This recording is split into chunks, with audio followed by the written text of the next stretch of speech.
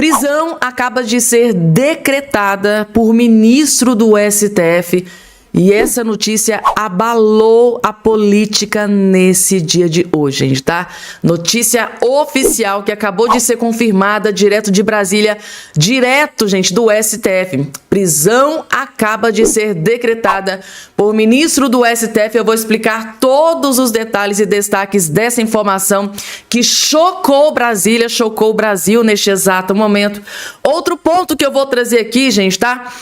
É a guerra entre Gilmar Mendes e o candidato à presidência Romeu Zema, gente, tá? Hoje acabou de acontecer mais um capítulo dessa novela que está sendo uma das nossas novelas prediletas, né? Recentemente, mais um capítulo saiu e o Romeu Zema triplicou a aposta contra Gilmar Mendes.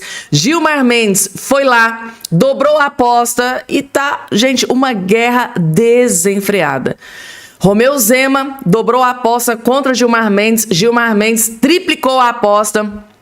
Inclusive, Gilmar Mendes acabou de tomar aqui uma decisão que eu tô até agora sem acreditar. Vocês vão entender absolutamente o que eu vou trazer para vocês. E guerra também no Congresso Nacional, gente, tá? Davi Alcolumbre acaba de declarar guerra contra Lula da Silva. E tem a ver com o Jorge Messias, que o Lula tá enlouquecido para enfiar lá dentro do STF, gente, tá?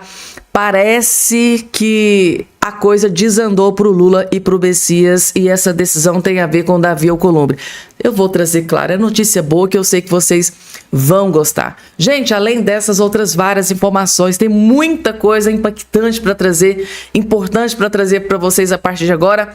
Rapidamente, antes de tudo e qualquer coisa, eu não posso deixar de esquecer. Não posso esquecer, primeiro, de pedir para vocês deixarem um like, deixarem um joinha de vocês, que dá uma força tremenda aqui para o nosso trabalho, valoriza o nosso trabalho, a própria plataforma entende que o conteúdo é importante, é relevante, já distribui para as outras pessoas que querem ter acesso a essa informação. E claro, não esqueça de se inscrever aqui embaixo no canal, ativar o sininho das notificações e compartilhem, gente, tá? Explode, se conhece algum esquerdista, petista, compartilha esse vídeo aqui, que aqui tem notícia que esse petista não vai gostar nem um pouco. Jornalista do Metrópole, gente, tá? Detonou, destruiu, esculhambou e humilhou o Lula sem dó e nem piedade.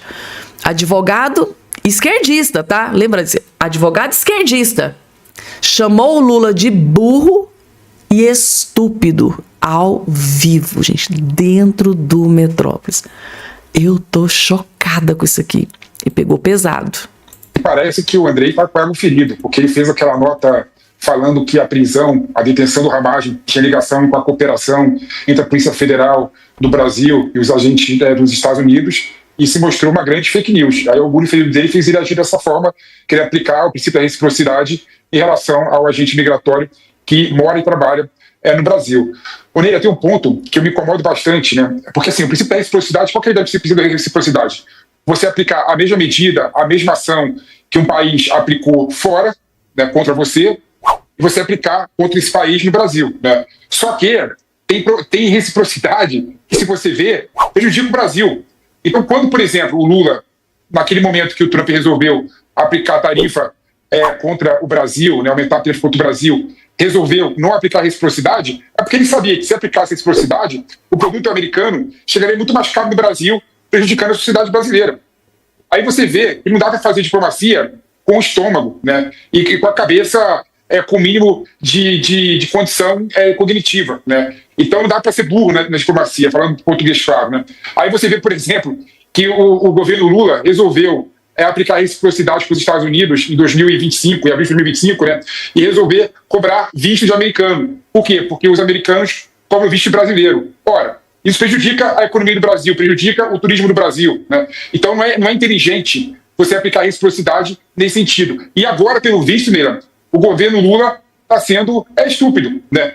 Primeiro porque a divulgação do que o Lula está fazendo não tem nenhum parágrafo nos jornais americanos. Ou seja, ninguém está ligando e lixando essa conduta do governo americano. Não tem nem publicidade, ninguém está falando sobre isso. A gente fala sobre isso no Brasil porque a questão é realmente absurda, né? Então é claro, né, você colocou um ponto importante, Neira. O agente federal no Brasil e nos Estados Unidos estava atuando de forma a manipular mesmo, né, a forma como o ICE trabalha nos Estados Unidos, né, de certa forma perseguindo, né, o Ramagem. Por que perseguindo? Porque se o governo brasileiro pediu extradição, né, o processo de extradição tem que ser cumprido a risco nos Estados Unidos. Se você pula a etapa do processo de extradição e quer manipular o ICE para, de certa forma, ele mandar o Ramagem para o Brasil de forma mais rápida, você está atuando de forma ilegal e não legítima em solo americano. Então é claro que isso ia dar ruim. É claro que ia ser o problema, né? E aí o governo brasileiro esquece isso, né? E resolve aplicar a reciprocidade e tirar a credencial de um agente migratório de migração dos Estados Unidos do Brasil que atuando, ao que tudo indica, de forma legítima e legal perante a lei brasileira. Ou seja, não tem nenhum sentido isso. Não tem nenhum sentido. Aí tem um ponto interessante, Leila. O governo brasileiro conseguiu tudo dos Estados Unidos quando agiu de forma inteligente, racional, abrindo para o diálogo, né? Foi assim que ele conseguiu tirar a lei Magnitsky em relação ao Alexandre de Moraes, foi assim que ele conseguiu tirar as tarifas em relação aos pilotos brasileiros. Dessa forma, o governo brasileiro não vai conseguir absolutamente nada. Pelo contrário, vai prejudicar a relação com os Estados Unidos por uma coisa, no meu modo de ver, pequena. A gente tem que reconhecer que o agente brasileiro dos Estados Unidos agiu de forma errada e equivocada, assim, né? Então não tem nenhum sentido o governo brasileiro atuar e querer aplicar o princípio da reciprocidade nesse caso específico. Leila, nenhum sentido. Realmente, aí coloca o ponto para terminar. O que está por trás disso? Com toda certeza, o Lula, mais uma vez, está querendo criar a narrativa que fez ele ser bem avaliado, que é defender o Brasil, soberania do Brasil, tem que respeitar o Brasil, mas isso, com essa questão aí, no meu modo de ver, não vai pegar e não vai colar. Gostei desse comentário aqui, gente, tá? Do advogado aqui dentro do Metrópolis. Ou seja, Lula tá querendo utilizar isso para se dar bem eleitoralmente, mas o tiro saiu pela culatra. O Lula deu um grande tiro no pé, né? E fez questão de utilizar essas duas palavras, burro e estúpido. Gente, porque assim, o delegado do Andrei Rodrigues, né? O diretor da Polícia Federal aqui do Lula, né, o que estava lá nos Estados Unidos, cometeu erro, né? O governo americano foi lá, percebeu, falou, olha, pode se retirar aqui do nosso país. Agora, o agente americano que estava aqui no Brasil cometeu algum tipo de erro, algum tipo de ilegalidade? Esse agente do governo americano que estava aqui no Brasil, né, que o governo brasileiro expulsou, estava espionando alguém? Estava tentando burlar a lei brasileira? Claro que não, não faz o menor sentido essa reciprocidade, essa vingança do Lula, porque o agente americano aqui não fez nada de ilegal, não fez nada de errado. Ao contrário do delegado do Lula, né, desse Marcelo Ivo, que estava lá nos Estados Unidos, que foi pego, né, gente, tá com a boca na botija, foi pego no flagra. Vocês podem ter certeza que para o governo americano, né, ter praticamente expulsado esse delegado do Lula lá dos Estados Unidos é porque eles descobriram algo muito grave. Eles não iriam tomar uma atitude drástica dessa por coisa mínima, por coisa estapafúrdia. Deu para vocês entenderem? A lei nos Estados Unidos, gente, ali é coisa séria. Que vergonha, gente, tá? Advogado esquerdista detonando e esculhambando esse fracassado desgoverno Lula. Falando em fracassado desgoverno Lula, se vocês tinham alguma dúvida da incompetência do Lula, agora vocês não vão ter mais nenhuma. Gente, eu preciso que vocês saibam, isso aqui é um tipo de notícia que o Lula vai tentar esconder, custe o que custar. Isso aqui é uma bomba contra o Lula em ano eleitoral. Prejuízo dos Correios triplica e chega a 8,5 bilhões em 2025, gente, tá? Escrevam o que eu estou dizendo para vocês, gente, tá? Por que eu estou trazendo essa notícia para vocês? Porque o Lula, os aliados do Lula, eles vão tentar esconder isso aqui abaixo de 7 chaves. Eles vão tentar camuflar. Gente, ninguém comenta, ninguém fala. Rombo em estatais, rombo no governo Lula, escondem, deixa ninguém ficar sabendo, mas tem Fabiana Cardoso para alertar todos vocês. Eu falo para vocês que cidadão bem informado jamais será escravizado, é por causa disso aqui. A mídia de esquerda não vai passar isso aqui, você não vai ver isso aqui passando no Fantástico, possivelmente você não vai ver isso aqui passando num jornal nacional, mas tem a gente aqui para alertar o cidadão brasileiro do câncer e a tragédia que o Lula é para o Brasil. É isso aqui. Os Correios informaram nesta última quinta-feira que tiveram um prejuízo de 8,5 bi. Gente, não é milhões, tá? É bilhões. Em 2025, o valor é mais que o triplo do resultado negativo registrado em 2024, que foi de 2,6 bilhões. Meu Deus do céu, gente, mas tem que ser muito incompetente. O presidente da estatal, Emanuel Rondon, apresentou o balanço do plano de reestruturação em coletiva de imprensa. Segundo a empresa, um dos principais motivos para o resultado negativo foi o pagamento de precatórios. Do prejuízo total, 6,4 bilhões foram destinados ao pagamento de precatórios, valor 55,2 maior ante o registrado em 2024. A receita bruta despencou 11,35 em relação ao ano anterior, chegando a 17,3 bilhões em 2025. Em 2025, o patrimônio líquido negativo foi de 13,1 bilhões. Meu Deus do céu, gente. Se o Lula continuar na presidência, ele vai destruir o Brasil, ele vai acabar com o Brasil.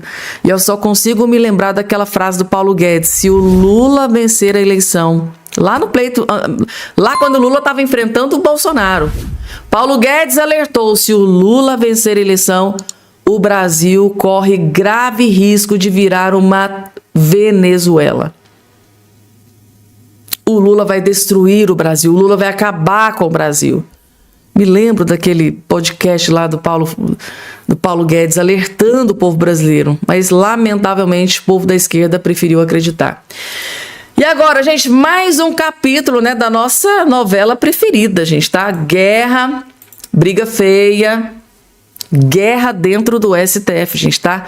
Inacreditável, gente. Gilmar Mendes, mais uma vez aqui, Romeu Zema triplicou a posse e partiu para cima do Gilmar Mendes. Aquela entrevista que ele concedeu ontem no Metrópolis. O Gilmar Mendes fez uma acusação gravíssima e, claro, que o Romeu Zema não deixou barato e, mais uma vez, colocou o ministro Gilmar Mendes no seu devido lugar. Assistam com muita atenção. Imagine que nós comecemos a fazer bonecos do Zema como homossexual. Será que não é ofensivo se fizermos ele roubando dinheiro no Estado? Gilmar, tô achando isso uma vergonha. Você pode mandar fazer boneco meu de homossexual, de ladrão, do que você bem entender.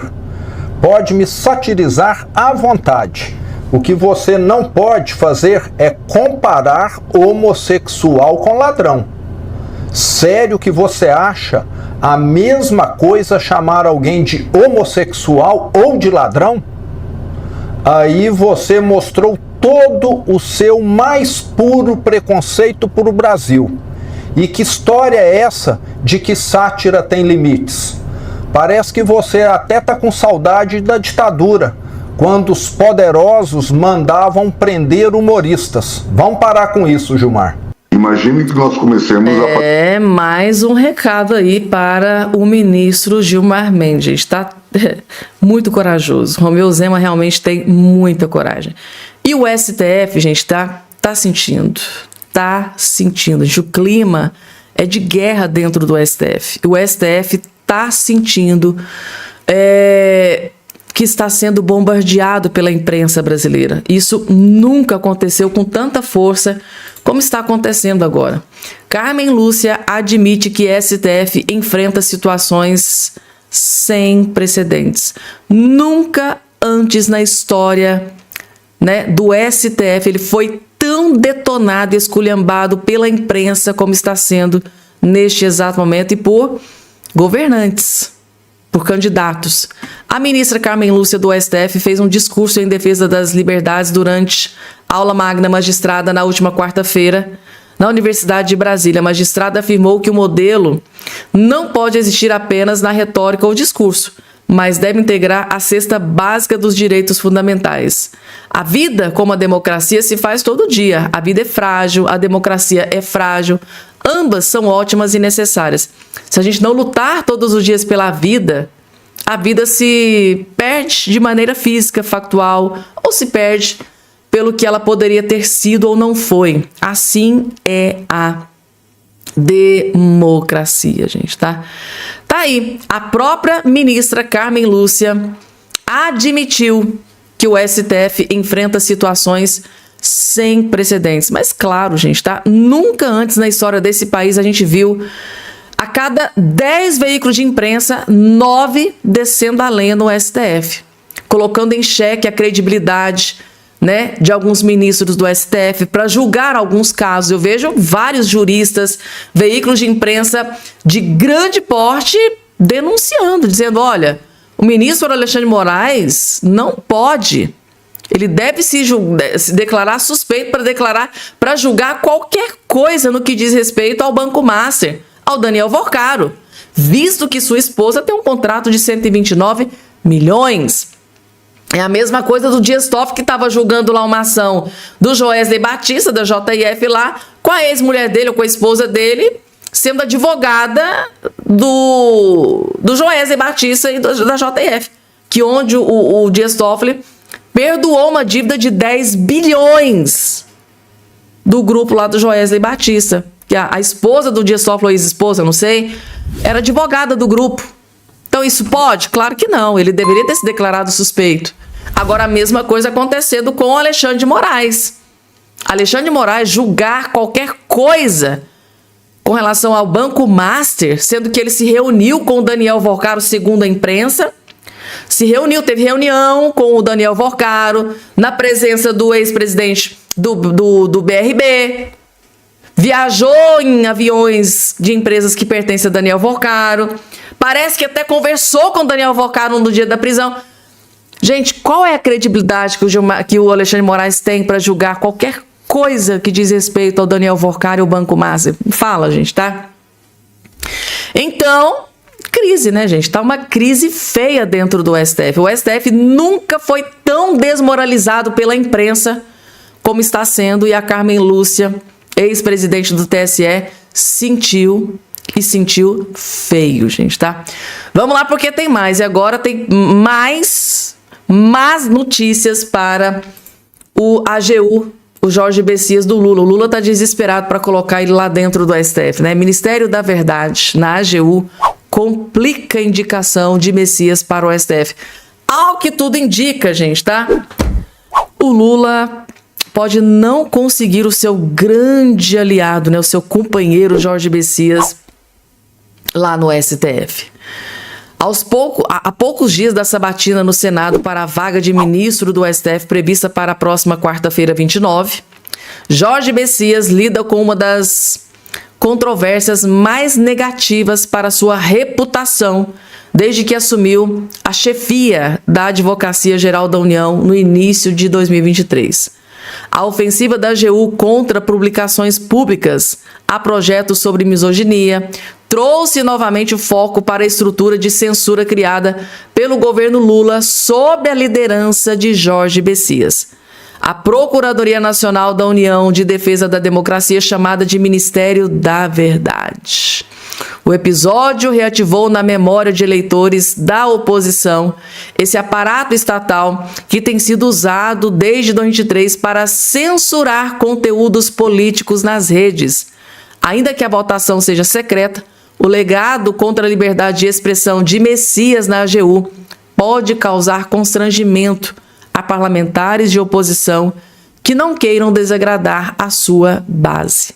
Para o senador Eduardo Girão, que já divulgou seu voto contra, né, a nomeação do AGU para o STF, parlamentares que sejam contra a censura estatal não podem aprovar a indicação de Messias.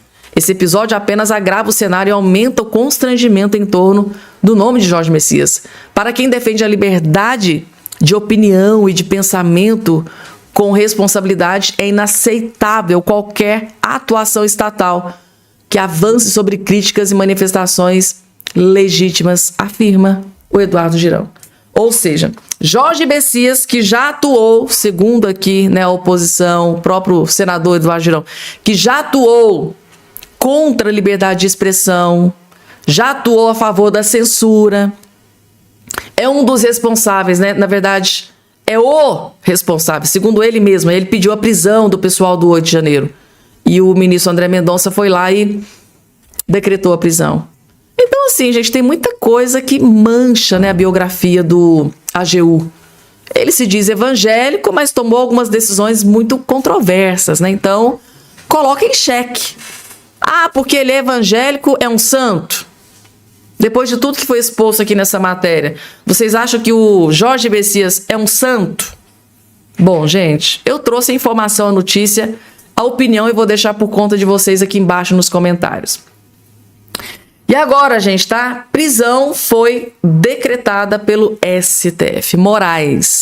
Alexandre de Moraes decreta prisão domiciliar de condenada no núcleo 2 do plano do suposto golpe que nunca aconteceu. É essa que está aqui, ó, gente, na sua tela. O ministro Alexandre de Moraes decretou nesta quarta-feira a prisão domiciliar de Marília Alencar, ex-delegada da Polícia Federal condenada por tentativa de golpe de Estado. Diretora de inteligência do Ministério da Justiça durante o governo Bolsonaro, ela foi réu no núcleo 2 do processo sobre o plano de golpe que visava manter Bolsonaro no poder e impedir o Lula de voltar ao Palácio do Planalto. Meu Deus do céu. Em dezembro de 25, ela foi condenada pela primeira turma a 8 anos e 6 meses de prisão por organização criminosa armada, tentativa de abolição violenta do Estado Democrático de Direito, além de pena de prisão. Ela perdeu o cargo de delegada da Polícia Federal.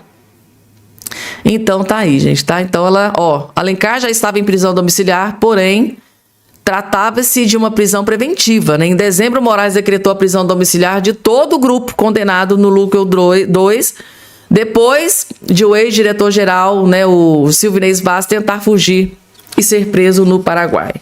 Então agora o STF chancelou, decretou a prisão da delegada, né, a ex-delegada pelo golpe que nunca aconteceu, segundo aí vários juristas, tanto de direita quanto de esquerda.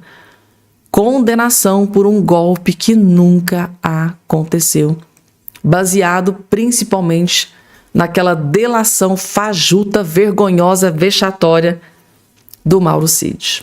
Ao que tudo indica, o Davi Alcolumbre está aí declarando guerra contra Lula da Silva. Quem vai trazer essa notícia para nós é a jornalista Mônica Bergamo, da Folha de São Paulo, da Band News, revelando que o Davi Alcolumbre não está disposto a ajudar o Lula e, pior, vai tentar melar o plano do Lula. O Lula deve estar furioso aqui com essa notícia. E é sobre o Messias. Vejam só.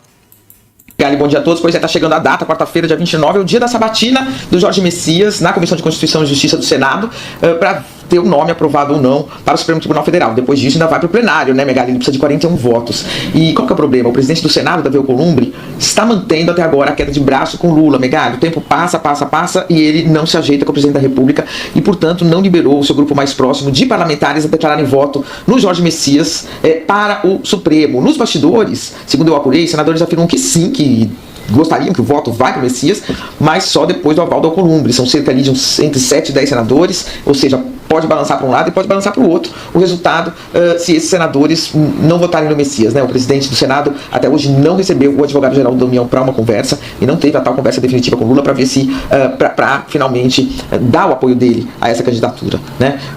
Então, enfim, a sabatina está marcada, muitas pessoas acham que ali na CCJ o nome dele passa com alguma facilidade, mas a postura do Alcolumbre vai diminuindo a margem de segurança, Megali, desejável, né, no número de votos para aprovação do nome dele para o cargo, né?